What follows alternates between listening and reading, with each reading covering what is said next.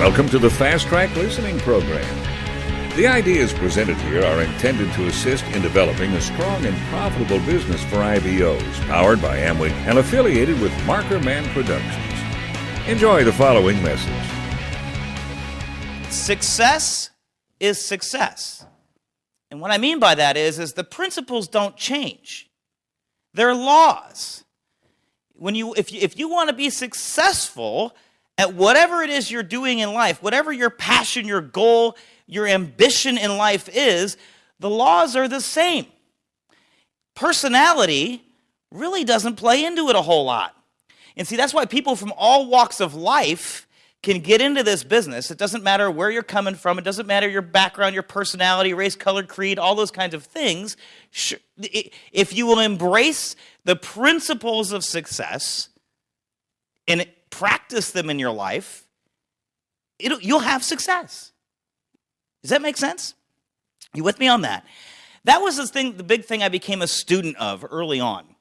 I'm still a student of. I think that's a process that never ends, is studying success and studying the process of moving forward in life, right? That was something my dad was always very much a student of too. I know Jody Victor was very much a student of that and still is today. And I know Steve and Joe are. So the Victor family, let me ask you something. Do you think that Joe and Steve and Marcia and Kelly would be successful outside of this business? In other words, if they didn't have this opportunity, they chose to do something other than this opportunity, because we had the free choice, sort of, as to whether or not we would participate in this business, right? Do you think they'd be successful outside of this if they were doing something else? Absolutely. You know why? Because it's the principles that apply, right? It doesn't matter what you're doing. Now, this is the reason you choose this business is because the vehicle makes sense, right? It makes sense. You have a track record. You have built-in mentorship. You have the opportunity to grow and learn on a very low-risk environment to develop and grow those principles. And you have people helping you do that who have a vested interest in your success. So the vehicle here makes a lot of sense, which is why that we've continued to choose to participate, not simply because the fact that we're all third generation, but because it makes sense for our lives too. That should be very reassuring to you. When it comes to the principles, one of the first things my father was very strong on, and I listened to him over and over and over share this message from the minute that I started listening to. See, I grew up, like Jerry said, I was in my high school years in particular, a bit of a rock star, a little bit different. I had the whole long hair thing and the leather jacket and the combat boots and heck, I even had it dyed purple for a while. I was that kid, all right? And Joe's back there laughing. He goes, yeah, you were the kid that we beat up behind the football stadium, okay? Nah, I was that kid. All right? A little bit of a rebel without a clue. And what's funny is all of a sudden when I decided I wanted to get married, move on in life, and it's this whole I have to have a real life and an income kind of thing, kind of came into the picture, which I always really wanted, okay? I wasn't the kid that was trying to see how long I could live in mom and dad's basement. I was the kid trying to figure out how can I get out of here and become independent as quickly as possible. And to me, that's what success really was a lot in my head. It was financial freedom that drove me from a very early age. My grandfather defined success, financial freedom as being able to do what you want, when you want, having the money to pay for it, and answering to no person. In his day, it was no man. We got to be a little more politically correct these days. Okay? But I don't know about you. That pretty well is the definition of financial freedom. That was what was passed down. That's in our blood. And some people might say that's teenage rebellion. No, that's awesome. And I wanted that as quick as I could get it. I was impatient. I don't know if you guys can relate to being impatient for it. You're hungry for it. See, here's the thing. The first step my dad always used to talk about is you've got to know what you want. What do you want? That's the first step. What are you going for? What do you want? Don't get too introspective about this. See, I see one of two things happen a lot of times. Most of us are guilty of one of two things. We either spend way too much time being introspective, thinking about what we want, and oh my gosh, and blah, blah, blah. Well, I don't know if I have a big enough dream, and blah, blah, blah. Or, we're sitting around trying to, trying to figure out why there's air. Like, is what you desire, is it worthy of your effort, or is it too selfish, or whatever, okay? Some people, that's one side of the token. The other side of the token is we want everything, we want it now, and it changes every 5 minutes. Okay? I tended to be that guy. Okay? What I'm going to encourage you to do is pick something and just go for it. Don't overthink it. Don't freak out if it changes. That's okay. But keep moving forward. Keep it being, the apple of your eye doesn't have to be the action you take every single day to get to that apple. Does that make sense? So in other words, what I'm saying is, just because your dream might evolve or change, as long as the vehicle doesn't, you can keep putting feet to it. Does that make sense? So here's the biggest thing. You got to get clear about it. You can't get too introspective. And I think what helps all of us a lot in that is by taking full responsibility at all times. The first step, once you figure out what you want, is you take full responsibility for how close or how far away you are from that, what actions you're taking, what actions you're not taking, what happens in your life that seems to quote-unquote become a roadblock or get in the way. It is your 100% responsibility to deal with that. If it's anybody else's fault, this is a tough one for a lot of us, but it's the truth. This is a success principle. That's a tough one to learn sometimes. It was tough for me. As soon as it's anybody else's fault, as soon as it's anybody else's responsibility, right, that has anything to do with your ability to move forward, you are now powerless. Oh, scary. Okay? You could hear a pin drop. See, here's the thing. I don't like feeling powerless. I don't know about you. If you ever studied personalities, you probably get the idea that this guy is an off-the-chart D. Okay? You do not want to be in that mindset. The biggest, most powerful thing you can do today is to decide that every single thing I do, every single thing that I want out of life, that it is within my power to achieve if I will take the full responsibility for the outcome. Okay? That's huge. It's got to be your dream. There's another thing. It's got to be your dream. Sometimes when we're early on in the business, when I was early on, especially in growing and learning, and again, still am, is I would borrow other people's dreams, okay?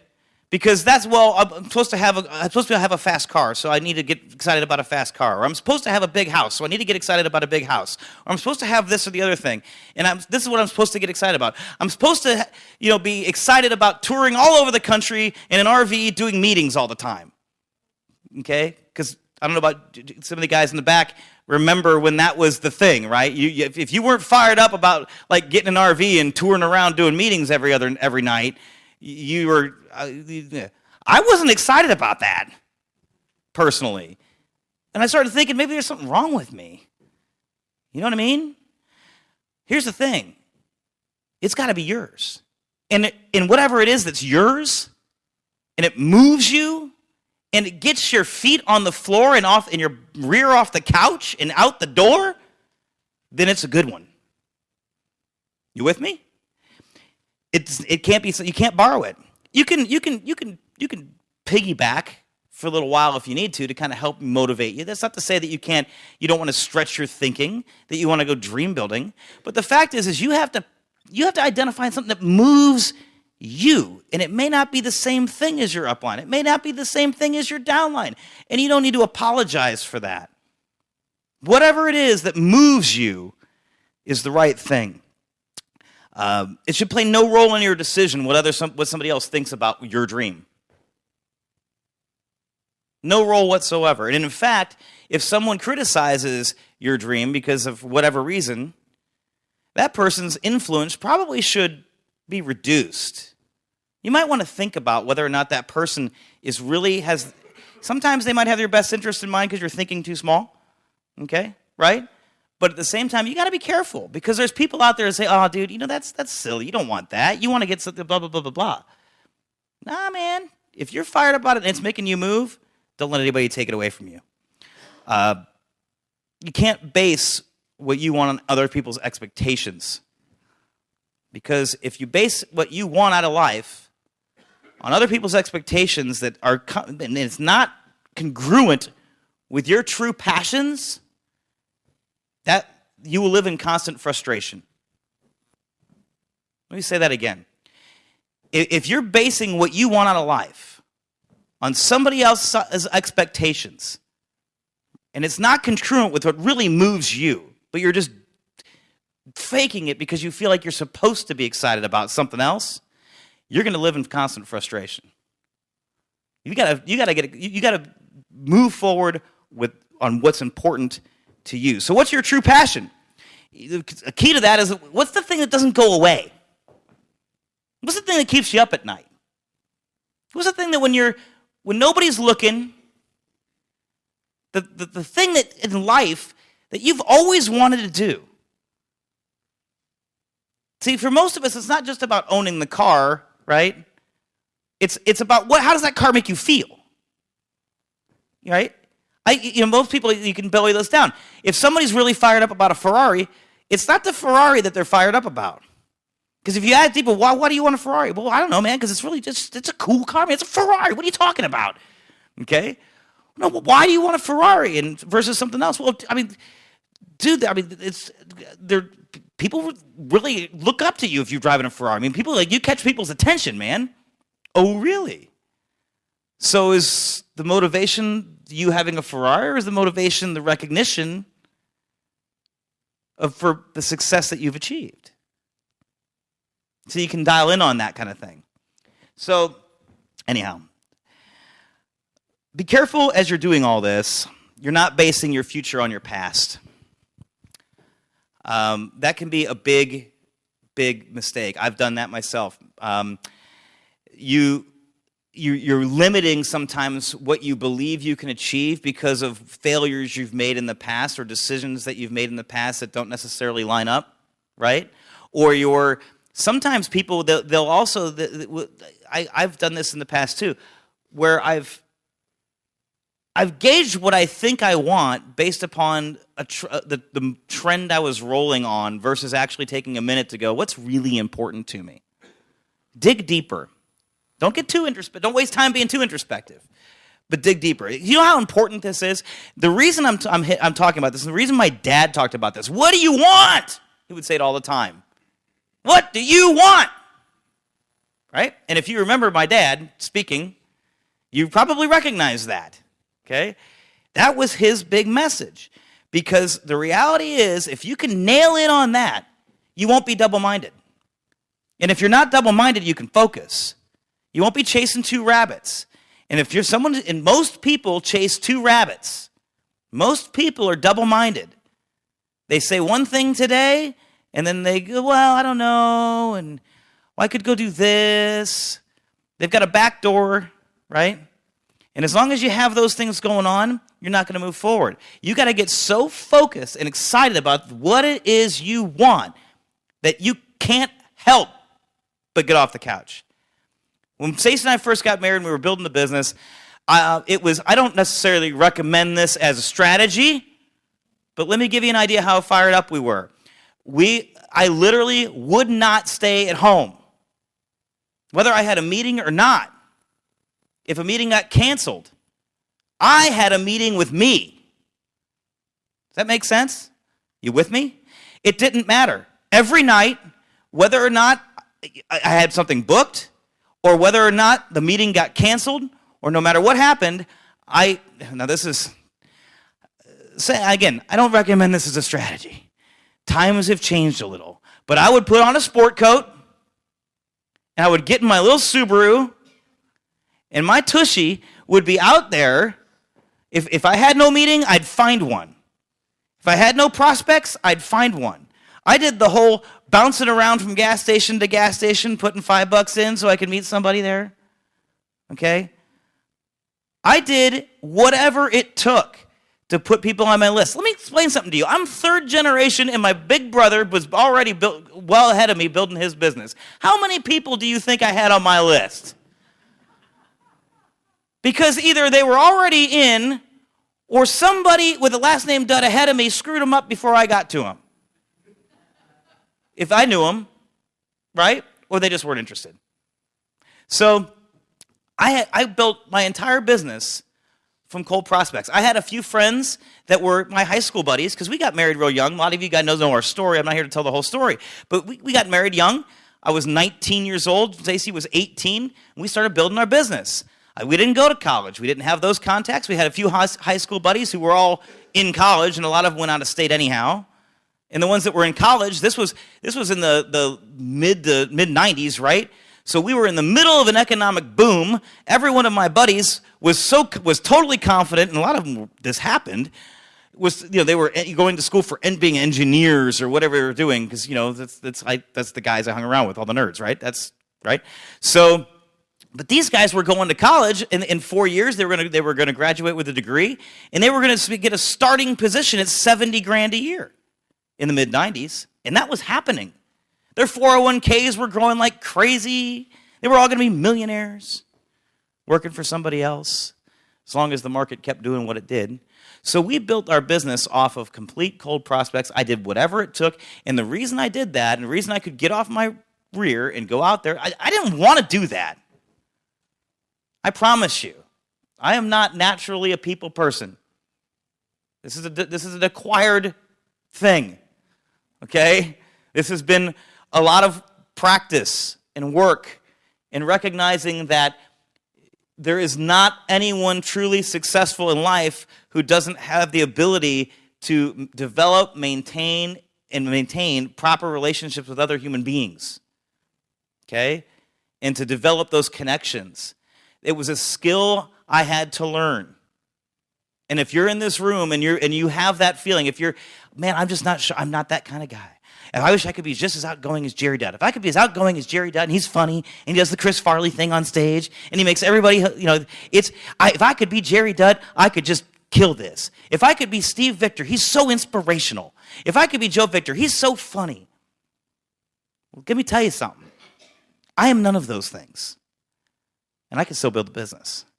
Why? Because I've learned the basics of developing. You don't have to be a dancing bear to build the business. Okay? It helps. Right? It helps. But you don't have to be. Okay? So, I'm getting a little sidetracked. Here's the thing. It becomes easy to execute and do what you need to do when your passion and your purpose are aligned. Okay?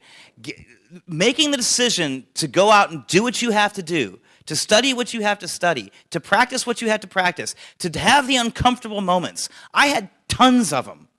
My interpersonal skills stunk. I grew up as a third generation in the business, and I chose to hang around negativity through a lot of my formative years as a rock star musician guy, listening to a bunch of junk, hanging out with less than savory people. Okay? I didn't take advantage of the advantage I had at the time. Okay? So I had to unlearn some things, and I had to learn some new things. And what will fuel your desire to do that, will give you the energy to do that, and to go through those uncomfortable things.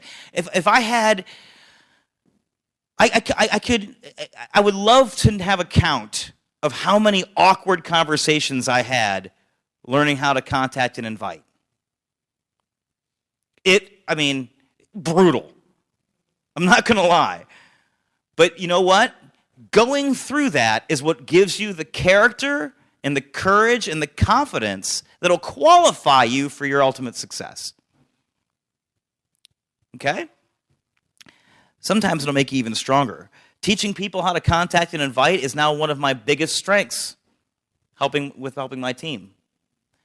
I can take them out, I can show the example, and it's smooth, it's cool. I can contact and invite like a monster. Okay? And actually follow up and see, have that process become successful like, at will. Why? Because I was terrible at it in the beginning, and because I had to learn how to execute that in tons of situations. Now, it may not be that big a deal for you, but it was for me. Is it worth it? Uh-huh. Okay? Because guess what? That skill you can develop will not only build this business, but it'll help you in everything else you do in life. If you can get good at making that first impression, if you can get good at making that connection with another person, if you can get good at learning what's important to them and talking about them initially in a conversation, so when you walk away from them, they go, wow, that's kind of a cool guy. Okay? If you can get good at that, that will transfer to every area of your business. Brad Duncan talks about that, and I absolutely agree with him. It'd be pretty stupid to disagree with Brad Duncan anyway. Oh, come on. Couple last things. We oftentimes hear about setting attainable goals. And I think that makes some sense. For me, and I'm just speaking for myself personally, if your upline feels if this isn't for you, that's fine. I'm speaking for myself. I prefer to set huge, monster, ridiculous goals. Because I think huge, monster, ridiculous goals inspire me more, inspire people more than attainable ones sometimes. But then you have to break them down. So here's the thing. You set a huge monster, oh my gosh, goal, right? And then you break that down, in my head, I like to, and I help my teams do this, you break it down into bite-sized chunks, all right? So it's like, if you're going to make a fire, right? I like the outdoors, and I like doing this kind of stuff, and I've got friends of mine, it's like, dude, why do you do this? Because when I start a fire or a campfire or whatever, I'm like old school. I start with like tinder and kindling, and like literally, like I think I'm Survivor Man in my backyard, okay? But I like to do that. It's just to me, if you're going to make a fire, do it the old school way. You know what I mean? I'm not down there with rubbing two sticks together. That takes too long, all right? But if you're making a fire, and and you're not just going to be like a lot of the folks in Doylestown who just throw kerosene on it and poof, match, boom. Okay, what you're starting with is you start with tinder, which is like really fine, like a cotton or something like that, or like you can like make it out of certain bark or whatever, real fine stuff. Okay, and you got one little flame. You go out there with one match. You got one shot at it. Okay. And you get your tinder lit, and then you're protecting, you're guarding it. It's smoking like crazy up in your face, but you're just, you're keeping that protected. And then right at the right time, you got to know when it is, you're adding just a little bit more, and just a little bit more, and it's getting a little bit more self-sustaining. And now you can add your kindling in, which is like your real small sticks and stuff, right? You can start adding some of that in, and you got, don't put it on too hard, don't put too much on, okay? You'll smother it, okay? You have to stack it up, make sure it has room to breathe. Okay? And as you continue to do that, okay, we can do a little bit more, a little bit bigger sticks, and we can start putting maybe a few, sort of log kind of thing, maybe big around as your arm, okay? How many of us realize that if you get a good bonfire going, it can have a torrential rainstorm and that thing ain't going out, okay? And how many of us realize that fire started so fragile that if you breathed on it too hard, it was gone? Okay? I really feel that your goals, your dreams, your actions, and your path towards success is a lot like that. Okay? Sometimes we get in the business or we get excited and it's a little spark.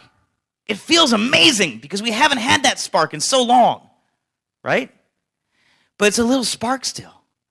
And it needs protection. Your upline's goal is to we got a little ember here, okay? And they're trying to make sure, okay, we can put a little more tinder in there.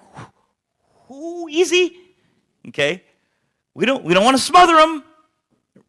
You have to think of your dream the same way. Your upline is trying to protect that little spark, that little piece of tinder. Now we can put a little more kindling on there. If you will give yourself the time to develop, time is a element. It's a piece of success. You can't change it. Time is an element.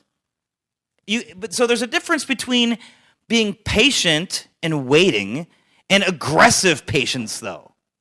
You have to give yourself time to grow. You have to give your business time to grow. Too many of us, and I was guilty of this to the nth degree, all right? Because I was hungry for success, and I would go out and I would just rip it up. But I wasn't putting enough wood back on that fire, and it was just like, phew, like a bottle rocket. You know, I jokingly call them bottle rockets. You ever sponsor people that get in the business, they're totally fired up. Man, we're gonna rip this thing up. I'm gonna be your next platinum in like 3 weeks. Okay? And a week later, you can't find them.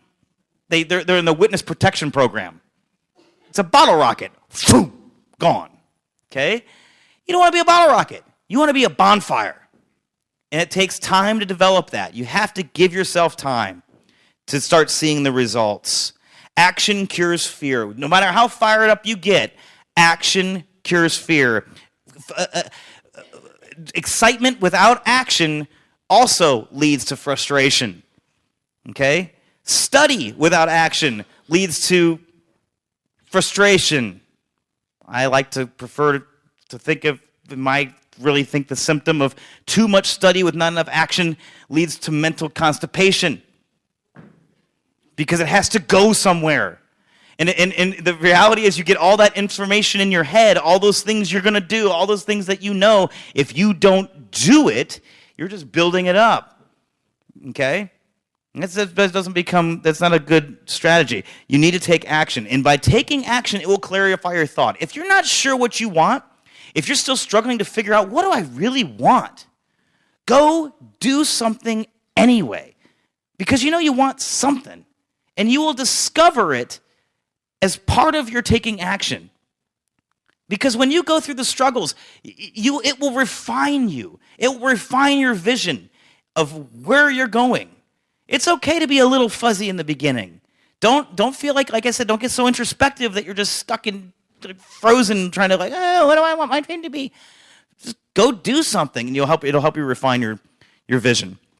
Because doing the wrong thing is a better cure for uncertainty than doing nothing. Let me say that again. Going out and taking action and doing the wrong thing or doing something the wrong way and making a mistake is way better of a cure for uncertainty. Why? Because you'll learn. You go out and you learn. Be patient with yourself. Go back and check upline. Maybe check up on, hey, this is what I did. Well, that was not really the right way to do that. Okay, I'll do it right the next time. Don't kick yourself in the rear too hard. I'm going to nail this down. When it talks about big goals, I think you do need to break it down. I think any goal more than 30 days out is really easy to procrastinate. You set a big goal, it's excited, but it's almost more like a dream, isn't it? So like for a lot of folks, I remember Jody Victor, I talked about this at one point. It really stuck with me because I always thought I had a goal for platinum or I had a goal for diamond or for emerald or whatever it is your goal is for a pin, right? Your next target in the business that's platinum or above. And if you're sitting there as a 3%er or a 6%er and your goal is platinum, that's not really necessarily a goal. That might be more like a dream because it's so far out and it's so big. And you don't know what it's going to be like. Maybe the next goal would be, if you're a 6%er, your next goal might be 12%. That's a real goal. That's achievable. Why? Because if you could do 6%, that's just doing 6% a couple times. Teaching a couple of people how to do 6%. Then you can go 12%. Teach a couple of people how to do 12%, then guess what happens? You start breaking this down into bite-sized chunks. And then that breaks down into daily habits. So one of the biggest things that I'm a big proponent of is daily habits, and then I have to go. By doing daily habits, simple things, pick 1 or 2 actions every single day that you're going to execute in your business. Like I said, I always left the house regardless of whether or not I had anything. If my plans went through the kaplooey, I'm going out of the house anyhow. Why? Because I have to do a couple actions. I had to add a name to my list, at minimum, 1 to 2 names to my list every single day by meeting somebody new. That was a non-negotiable thing early on. and it built momentum. And it was one of the things on my list. And because it becomes a natural habit, it was a checklist every single day. Willpower and discipline run out. Don't count on them. Create habits. Build yourself a case study. Go fast track. Do a .1. Do the simple things first. Because if you're duplicatable, that means you're profitable. If you're profitable, somebody asks you, hey, you making any money in that thing? Your answer could be yes, right? So that's why we strongly encourage fast track. I'm out of time. I've enjoyed sharing with you. Rock and roll, guys. This is a copyrighted program of Markerman Productions, affiliated with MarkerNet Incorporated.